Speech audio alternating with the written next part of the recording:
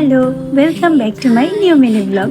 সবাই কেমন আছো? আশা করছি সবাই খুব ভালো আছো, আর আমিও বেশ ভালোই আছি। তো আজকে আমার সকালটা শুরু হয়েছে মনসা মায়ের পুজোর প্রসাদ খেয়ে। ঘুম থেকে উঠে আমি তো স্নান টান করে নিয়েছি, দাদু বাসা থেকে প্রসাদ এসেছে। প্রসাদ খেয়ে তারপর আমি চলে গেলাম একটা পার্সেল পিক করতে। তো পার্সেলটা রিসিভ করে এবার আমি রেডি হব একটু বেড়াতে যাওয়ার জন্য। কোথায় যাচ্ছি জানো? আজকে আমি স্পেশাল একটা জায়গায় যাচ্ছি, যদিও এটা স্পেশাল না, তবে অনেকটাই স্পেশাল। তো বাইরেতে যাব তার আগে চলো তোমাদেরকে দেখিয়ে দিই পার্সেলে কী কী ছিল। সুন্দর সুন্দর 3টা জামদানি শাড়ি আমি অর্ডার করেছিলাম। চলো তোমাদেরকে একটু আনপ্যাক করে দেখাই, আর অবশ্যই তোমরা কমেন্ট করবে যে শাড়িগুলো দেখতে কেমন ছিল। আমার তো দারুণ লেগেছে, খুব ভালো লেগেছে। আমার মা পছন্দ করে অর্ডার করেছিল। তোমাদের কাছে কেমন লাগলো অবশ্যই অবশ্যই কিন্তু একটা কমেন্ট করে যাবে। হচ্ছে তোমরা অনেকেই আমাকে কমেন্ট করো যে দিদি পুজোর শপিং শেষ কিনা, পুজোতে কী কী কিনলে বা কী কিনবে।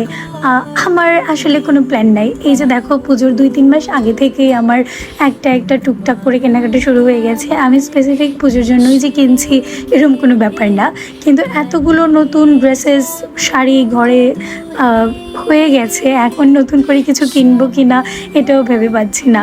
হয়তো এগুলো দিয়ে কাজ চালিয়ে দিব, কারণ এতগুলো তো কিনে ফেলি, যখন যেটা ভালো লাগে ফোনে দেখলে সেটাই অর্ডার করে ফেলি। যাকগে সেসব কথা, চলো আজকের আউটফিটটা তোমাদেরকে দেখাই।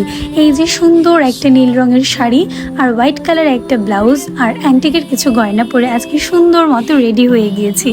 আজকে আমরা যাব একটু ফটো তুলতে। আগে আমি বলেছিলাম আজকে স্পেশাল একটা জায়গাতে যাব। অ্যাকচুয়ালি স্পেশাল আমাদের জন্য না, কিন্তু পাবলিক কেন এটারে এত স্পেশাল বানিয়ে দিচ্ছে আমি সত্যি জানি না। আমরা বেরিয়েছি আজকে বিটিআরআই রোডটাতে যাওয়ার জন্য। ওই রাতটা দেখছি খুব ভালো, বেশ রং দিয়ে আঁকা হয়েছে, সাজানো গোছানো হয়েছে। এত টুরিস্ট এখানে যাচ্ছে, লিটারেলি পুজোর প্রজেকশন মনে হচ্ছে ভিড় দেখলে। তো আমাদেরও ইচ্ছে হলো চলো আমরা একটু যাই, গিয়ে দেখি কেমন ফিলিং হয়। বাট বাসা থেকে বেরিয়ে আমরা এত পরিমাণ রোদের মধ্যে মন চাচ্ছিল না আর যেতে, কিন্তু বেরিয়ে যেহেতু পড়েছি যেতে তো হবে। ঘর থেকে বোঝাই যাচ্ছিল না যে আজকে টেম্পারেচারটা এত হাই ছিল। তো চলো যাওয়া যাক। গরম যতই পড়ুক না কেন আমাদেরকে বের হওয়া থেকে আটকাতে কখনো পারবে না। বিষয়টা কেরম বলো তো, যতটা শীতই পড়ুক মেয়েদেরকে কখনো বিয়ে বাড়িতে কেউ সোয়েটার পরাতে পারবে না। তো অনেকটা বিষয়টা এরকমই, যতটা গরমই পড়ুক না কেন আমাদের ঘোরার আমরা ঘুরবই। বাট এবার 5 মিনিটের মধ্যে আমরা চলে এসেছি।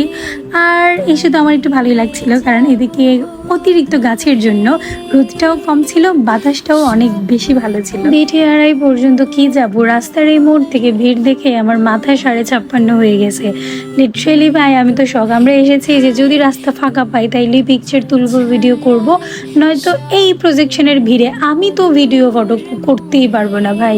তবে যে যা বলুক, নতুন করে রং করার কারণে আসলেই কিন্তু রোডটা দেখতে দারুণ লাগছিল। কোথাও একটা পহেলা বৈশাখ ভাইব কাজ করছিল। হোয়াট এভার, চলো বাদ দিই। তারপর নেমেটাও যখন দেখলাম আমি অনেক ভিড়, তো আমি ভাবলাম যে ব্রিজের উপরে আর কোনো লাভ হবে না, চলো আমাদের যা করার ব্রিজের নিচে নেমেই করতে হবে। আর ব্রিজের নিচটা, এই বালুর চরের জায়গাটা অসম্ভব সুন্দর। তোমরা যারা এসেছো তোমরা তারাই একমাত্র জানবে বা বুঝবে এখানটাতে বসলে কতটা ভালো লাগে। ভাই দেখো, অনেকেই রিভিউ দিবে যে হ্যাঁ ভালো না, দেখতে কি এমন স্পেশাল, তেমন কিছুই নাই, বালু আর হচ্ছে ছড়া। ভাই তুমি যদি প্রকৃতি ফিল করতে পারো তাহলে এটাই তোমার কাছে বেস্ট একটা জায়গা হবে। প্রথমে আমি এসে কিছু পিকচার কিছু ভিডিও করে নিয়েছি। তারপর বেশ অনেকটা সময় আমি এই পানির মধ্যে পা চুবিয়ে বসেছিলাম। আমার দারুণ লাগছিল, নিচে একদম ছিমছাম একটা পরিবেশ ছিল, মানুষও খুব কম ছিল নিচে। তো আরাম করে বসে থাকলে তো হবে না, আস্তে আস্তে সন্ধ্যা হয়ে যাচ্ছিল।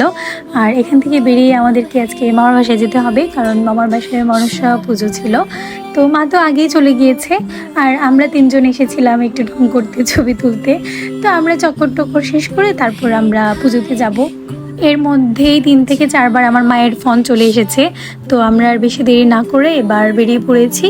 আর সন্ধ্যাও হয়ে যাচ্ছিল, তো যত তাড়াতাড়ি সম্ভব আমরা বাগান থেকে বেরিয়ে যাই।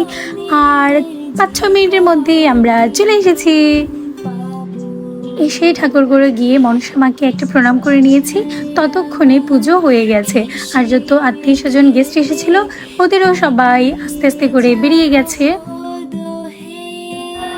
পুজো শেষ, আমাদের প্রসাদ নেওয়া শেষ। তারপর এরম করতে করতে রাত তখন প্রায় 8টা বেজে গেছে। এবার আমাদেরকে বেরিয়ে যেতে হবে। তো চলো বেশি দেরি না করে এবার বাসায় যাওয়া যাক। এই যে আমি বাসায় এসে কোনো মতে ফ্রেশ হয়ে বসে পড়েছি এতগুলো আমড়া কাটার জন্য। মামার বাসা থেকে আসার সময় মামি এতগুলো ব্যাগ ভর্তি করে আমড়া দিয়ে দিয়েছিল।